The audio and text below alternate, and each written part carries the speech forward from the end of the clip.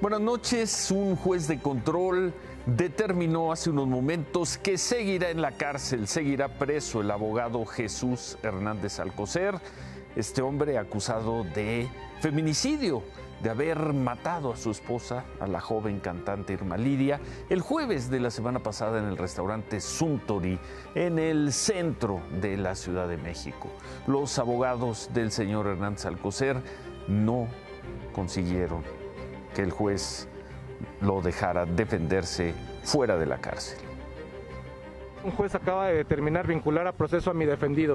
Es importante aclarar que la vinculación a proceso no es una sentencia. Sin embargo, esta defensa continúa con su teoría del caso y seguiremos presentando datos de pruebas contundentes para lograr la inocencia de mi defendido. De acuerdo con personal de los juzgados, Jesús Hernández Alcocer llegó a la audiencia en silla de ruedas porque dijo que se sentía mal. El juez de control ordenó también que el chofer de este abogado, identificado él como Benjamín, permanezca, siga en la cárcel por complicidad en este feminicidio. Los dos se quedarán cuando menos 4 meses, es decir, hasta finales de octubre, en el reclusorio norte, en lo que concluye la investigación. El juez consideró que las pruebas presentadas por la Fiscalía de Justicia de la Ciudad de México fueron suficientes para determinar su participación en el asesinato de la esposa del abogado Hernández Alcocer. Se queda cuando menos, julio, agosto, septiembre y octubre en la cárcel. El tema del asesinato a 2 jesuitas la semana pasada en la Tarahumara sigue dando de qué hablar. Hoy el presidente López Obrador fue duro con los sacerdotes, así los llamó, con los religiosos, así los llamó. Sin precisar a alguien en específico, los llamó incluso hipócritas. Esas expresiones de que ya no nos alcanzan los abrazos, ¿qué quieren entonces los sacerdotes? ¿Que resolvamos los problemas con violencia? ¿Por qué callaron cuando se ordenaban las masacres? ¿Por qué esa hipocresía? Eso no se debe permitir a nadie, y mucho menos a un religioso. La verdad.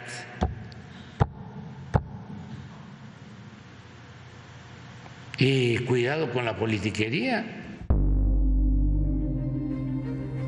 Severas palabras. Los jesuitas le recordaron al presidente López Obrador todas las denuncias que han hecho durante tanto tiempo. Hablaron en especial de la denuncia por aquella matanza en esa zona, en Krill, en el 2008, y le recordaron al presidente que llevan años, décadas, trabajando en la región y que no se van a enfrascar con él en una agria discusión. Pero más allá de las palabras, están los hechos, están las realidades.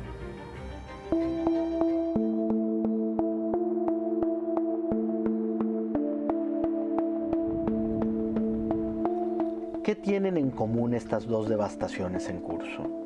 La primera en Tijuana, Baja California, y la otra aquí, 1500 kilómetros México adentro, en la Sierra Tarahumara de Chihuahua.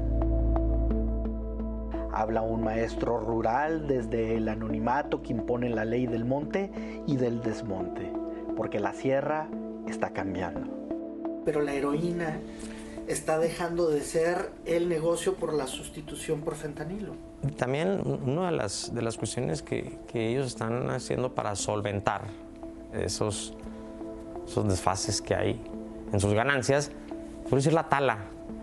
Y eso se da tanto en toda la sierra, de hecho. Vayamos a San Juanito, a Krill, Minuriqui no se diga, no sé, Morelos. La tala está sustituyendo. Cuando uno va a la sierra y yo ya conocí los cuernos, yo no sabía que era un cuerno y lo conocí, armamento, no hay oportunidades laborales. Un niño puede ir a clases y salir a las 2 de la tarde directo a la raya de la amapola porque es el sustento que tiene. Son ganancias de una siembra de 3, 4 meses, en la cual ellos pueden obtener inclusive 300,000 pesos, y eso le apoya a la familia para subsistir el resto del año. Y como lo proponía el entrevistado, el equipo de Imagen Noticias fue a San Juanito.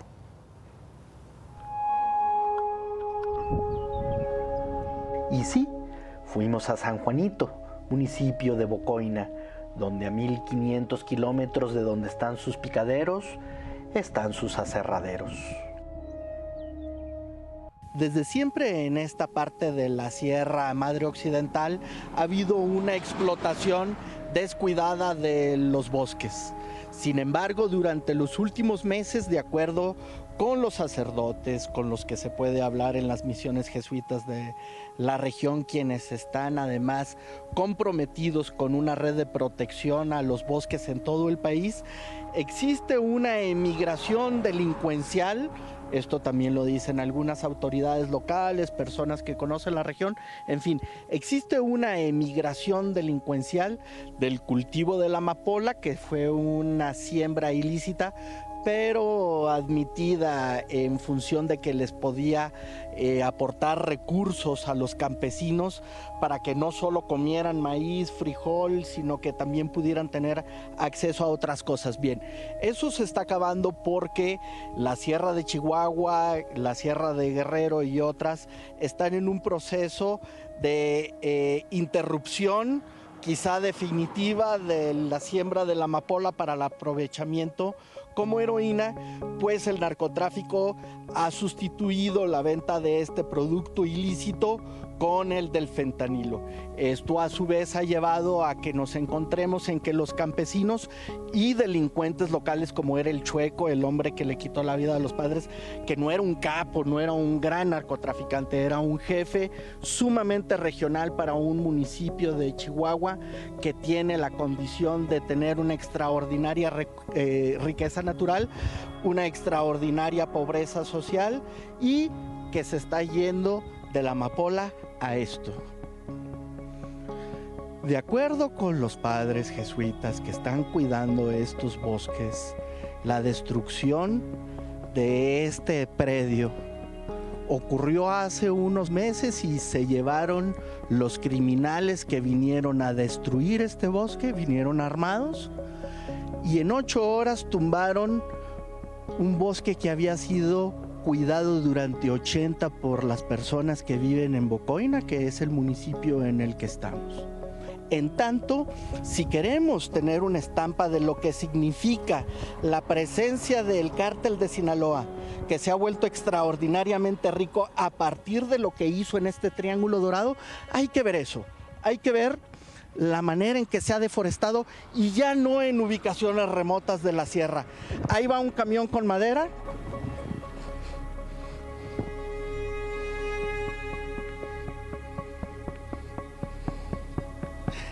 Estamos en una carretera, estamos al lado de la carretera principal de Chihuahua a Krill. O sea, no es que esto haya ocurrido, no es que este crimen ambiental se haya perpetrado en la profundidad de las barrancas.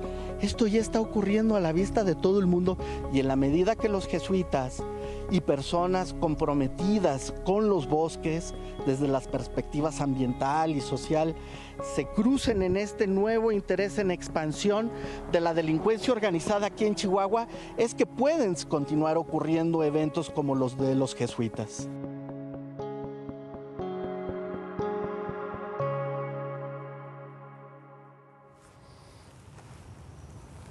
Las palabras y los hechos de todo esto, los jesuitas, según nos dicen nuestros reporteros, han dado cuenta en los últimos años, e incluso periodistas que perdieron la vida después de haber reportado este tema de la tala en esa región, en esa parte del país, en Chihuahua. El lunes, por cierto, presentamos las imágenes de la detención de 4 hombres en un retén en San Rafael, municipio de Urique, en Chihuahua, lo recordarán. Hoy el subsecretario de Seguridad Pública, Ricardo Mejía, presentó unas fotos, forman parte de los detenidos que usted pudo ver aquí el lunes, forman parte de un grupo de 11 personas que fueron ya detenidas por estar de alguna manera vinculadas con el grupo delictivo de este señor, del famosísimo señor conocido como el Chueco, a quien se señala como el asesino de los 2 sacerdotes jesuitas y del guía de turistas. De los 11 detenidos, 3 serían familiares del Chueco, fueron detenidos por la Guardia Nacional, el Ejército y la Fiscalía de Chihuahua. En otras cosas, hoy por la tarde un grupo de unos 100 periodistas marcharon hacia el Palacio de Gobierno de Tamaulipas en Ciudad Victoria, marcharon para pedir justicia por la muerte de Antonio de la Cruz, del periodista Antonio de la Cruz. Que los periodistas llevaron al secretario de Gobierno Estatal, a Gerardo Peña, una carta. Le piden que la muerte de Antonio no quede impune. En el Palacio de Gobierno lo recibió el secretario, quien, pues como suele ocurrir, se comprometió a dar con él o los asesinos de Antonio. Esta noche, el cuerpo de Antonio de la Cruz es velado en una funeraria de la colonia Guadalupe Mainero, Juárez, al sur de Ciudad Victoria. Bueno, habrá restricciones por los contagios de COVID y se tiene planeado que mañana se lleve a cabo una misa de cuerpo presente. Descanse en paz. El presidente López Obrador encabezó la ceremonia por el 3er aniversario de operaciones de la Guardia Nacional. Esto fue en la explanada del Heroico Colegio Militar. Ahí pidió apoyo a los gobernadores para que intercedan con los legisladores federales de sus estados para que apoyen la iniciativa de reforma constitucional que incorporará a la Guardia Nacional a la Secretaría de la Defensa Nacional. Varios gobernadores estuvieron presentes. En 3 años de operación de la Guardia Nacional se destacó que tiene ya 118,000 elementos en todo el país, que se han construido 241 cuarteles. Queda pendiente la contratación todavía de unos poco menos de 20,000 elementos. Era la proyección de fuerza operativa programada para el 2024 y estarían pendiente también la construcción de 13 coordinaciones estatales y 40 batallones. El presidente López Obrador defendió lo que se ha llamado la militarización de un cuerpo que iba a ser civil, como es la Guardia Nacional. La defendió así. Para los que tienen preocupación de la militarización y de la posible violación de derechos humanos, no hay que olvidar que el comandante supremo de las Fuerzas Armadas es el presidente de la República. Entonces, si el presidente no tiene afanes represivos, pues no hay nada que temer. Si dejamos a la Guardia Nacional dependiendo de una secretaría o de una institución sin el profesionalismo, la disciplina, la doctrina, vamos a cometer el mismo error y no podemos ya equivocarnos. Controvertidas palabras, 3 años de operación de la Guardia Nacional. Vamos a regresar al tema al final del programa y como sea, con todos los señalamientos, enhorabuena por estos 3 años de trabajos de la Guardia Nacional.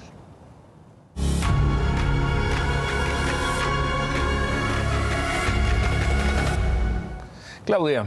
Ciro, buenas noches. Pues poco a poco, pero de manera segura, hay que decirlo, avanza la identificación de los migrantes mexicanos que viajaban en este tráiler que fue abandonado con 67 migrantes en su interior este lunes en San Antonio, de los cuales 27 de los 53 migrantes que murieron a una temperatura de 40 grados a la sombra, según el informe del Instituto Nacional de Migración, serían mexicanos. Está confirmado que 7 de los mexicanos fallecidos son originarios de Guanajuato, uno más de Oaxaca, identificado como Josué Díaz. Otros 5 mexicanos siguen hospitalizados. Pero ahí no termina la tragedia migrante, porque esta tarde fue presentado ante una corte federal en San Antonio Homero Zamorano, de 45 años, el chofer de este tráiler. La juez Elizabeth Chisney le leyó los cargos en su contra y le dijo la siguiente audiencia para el miércoles próximo. El Departamento de Justicia acusa a Homero Zamorano por contrabando de personas. Podría ser sentenciado a muerte o cadena perpetua. Pero ahí no termina, porque también se conocieron más datos del cuarto detenido, identificado como Cristian Martínez, de 28 años. Documentos de la corte señalan que el lunes Cristian le envió varios mensajes de texto a Homero Zamorano para conocer su ubicación. El conductor no le respondió durante varias horas, y de acuerdo con los documentos judiciales, Cristian Martínez aceptó haber conspirado para transportar a estos migrantes y le dijo a un informante que el chofer Homero Zamorano no sabía que el aire acondicionado del tráiler estaba descompuesto a una temperatura de 40 grados a la sombra. Así murieron los migrantes. Y también Cristian, puede de ser hecho, condenado. Así es, podría ser condenado a cadena perpetua. Definitivamente un hecho que no termina aquí, Ciro, el tema migrante en Texas esta vez. Ahora fueron 4 los migrantes muertos, 3 resultaron heridos en una persecución en Encinal, una ciudad a 2 horas más o menos de San Antonio. Y otra vez, 2 de los 4 muertos eran mexicanos. Esto fue un accidente. Sí, fue un accidente. Trataron de evadir un punto de revisión de la patrulla fronteriza. El Instituto Nacional de Migración informó que va a ayudar, eso sí, con los gastos funerarios y con la repatriación de los 2 mexicanos, pero cuando intenta evadir este punto, se accidentan con otro automóvil. Qué tragedia. Y al parecer hubo una decisión, bueno, no al parecer, hubo una decisión importante de la Corte que probablemente ponga todavía más presión en la frontera México-Estados Unidos. Y buena para Biden, también hay que decirlo. Sí, porque buena para Biden, pero ¿qué tanto va a presionar? Bueno, ¿qué fue lo que determinó la Corte? Eso lo veremos definitivamente, porque la Corte Suprema le dio la razón al presidente de Estados Unidos, le permitió terminar con el programa conocido como Quédate en México. Hay que recordar que este programa obligaba a los migrantes que pedían asilo a seguir su proceso y esperar sus audiencias desde nuestro país, un proceso que además se podía tardar meses, inclusive años, que fue aplicado por Donald Trump desde enero del 2019. Desde entonces eran 70,000 los migrantes que se registraron bajo este programa, obligados a esperar su proceso de asilo en nuestro país. Un programa que ya no existe, pero hay que decir que sigue vigente el llamado Título 42. Justo con esto que dices, la medida que justifica con la pandemia por la que pueden expulsar a los migrantes de manera express a México, sin un proceso. Y bajo este Título 42 han expulsado ya a más de 2 millones de personas, como lo veíamos en pantalla.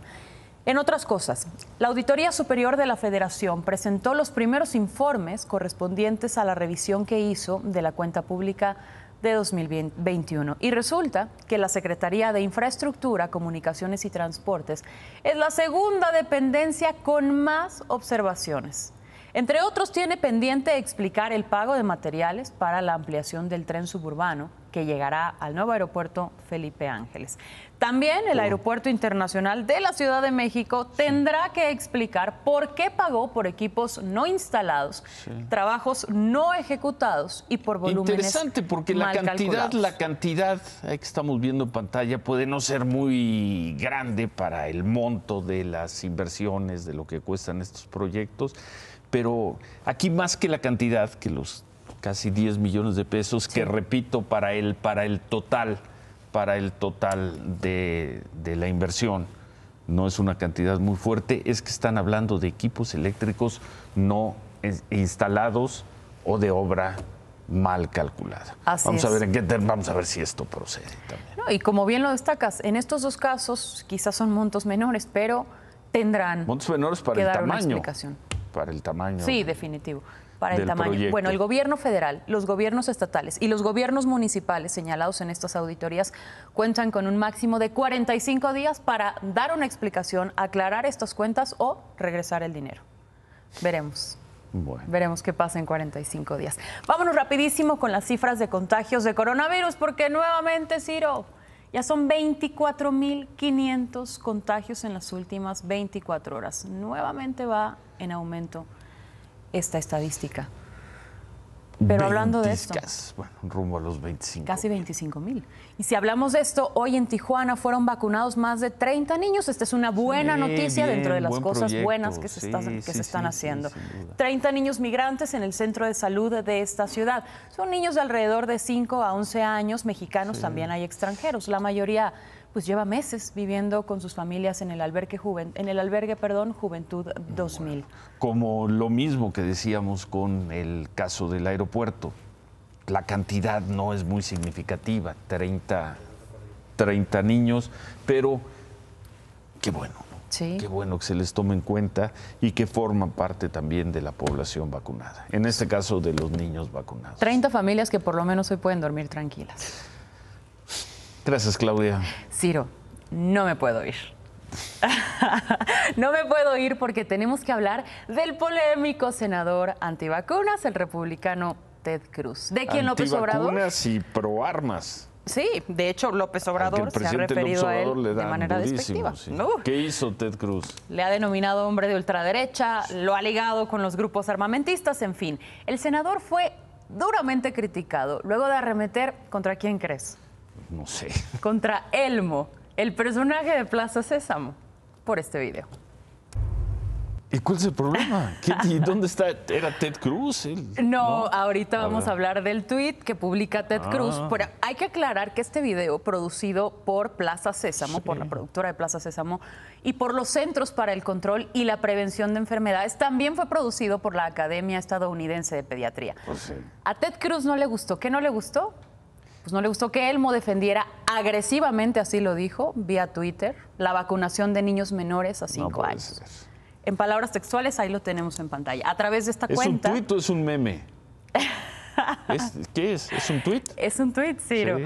A través de su cuenta Bueno. agradeció también a la organización por aclarar, sí, que los papás tienen permiso de preguntar, pero dijo, no citan ninguna evidencia científica. Ted Cruz. Bueno, menos mal que no sacó un rifle. Ahí la Menos dejó. mal. Bueno. Vía tweet. ¿Ahora sí? Ahora sí ya me puedo ir. Gracias. Gracias a ti, Ciro. Buenas noches. Gracias, Claudia. Hoy le preguntaron afuera de Palacio Nacional al secretario de Gobernación, los gobernadores que estuvieron en la ceremonia de la Guardia Nacional. La mayor parte de ellos fueron también a Palacio Nacional a hablar con el presidente López Obrador. Ahí estuvo el secretario de Gobernación, Adán Augusto López, y le preguntaron, desde luego, sobre el muy noticioso nombramiento ayer de su nuevo subsecretario, de César Yáñez, que, como decíamos ayer, fue durante muchos años, los años difíciles, los años en que no tenía nada de glamour estar cerca de Andrés Manuel López Obrador, no glamour, no tenía más que recorrer en condiciones muy difíciles el país. Ahí estuvo César Yáñez y ayer fue nombrado subsecretario de Gobernación, y esto dijo Adán Augusto López. Secretario, la llegada de César Yáñez, algunas voces consideran que es para apoyar su candidatura a 2024. César es un compañero, una gente con trayectoria, con experiencia, que seguramente va a ayudarnos ahí en los trabajos de la Secretaría. Pero no tiene un fin de apoyar su candidatura. No, estamos hablando del trabajo en el gobierno. No es fácil sacarle una declaración al secretario de Gobernación, Adán Augusto López. Mañana a las 11, el presidente López Obrador inaugurará la refinería de Dos Bocas en Tabasco, de acuerdo con el último informe de avances que se presentó el lunes en la mañanera. La instalación de equipos, tuberías y puentes, pues aún se seguía trabajando en eso. Solo el edificio administrativo y una gran maqueta, que seguramente visitará mañana el presidente, estaban concluidas.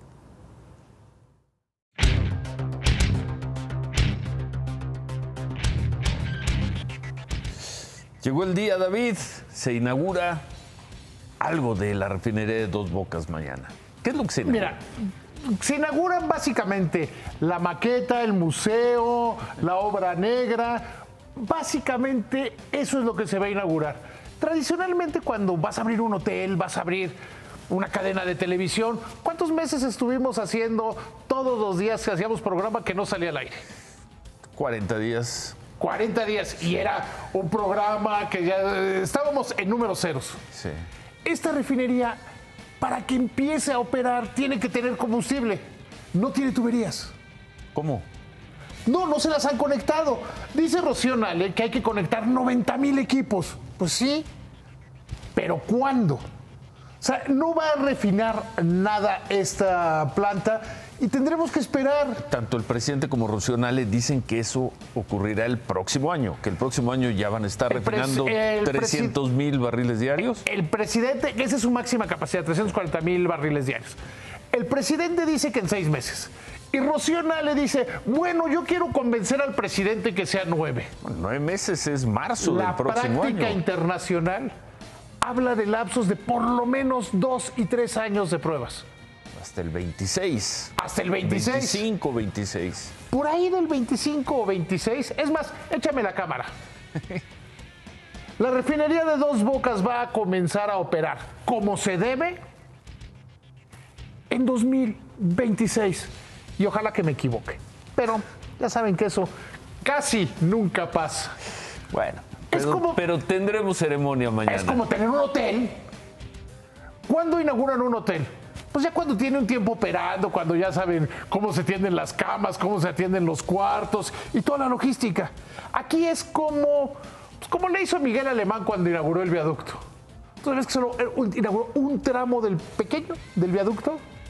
O cuando yo era niño, cuando inauguraron Banco Mexicano Somex, que todavía el edificio estaba en obra negra, pero llegaron ahí los del gobierno y pintaron las calles, es más, pintaron el pasto del Paseo de la Reforma. Entonces, mañana, qué bueno que el presidente festeje su victoria en las urnas, pero el regalo está chafón.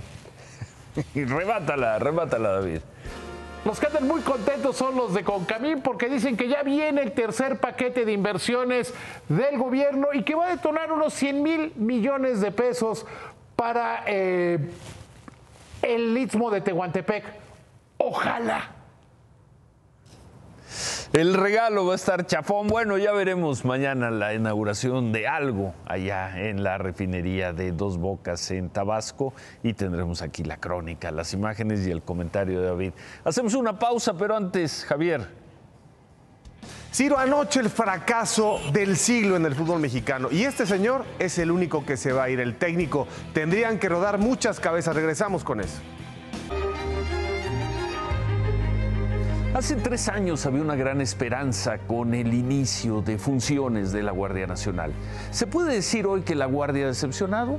No, pero tampoco le ha cambiado el rostro a la realidad de violencia y dolor en México. Es cierto que los casos de abusos y malas actuaciones de los guardias nacionales han sido mínimos y en eso hay un gran logro.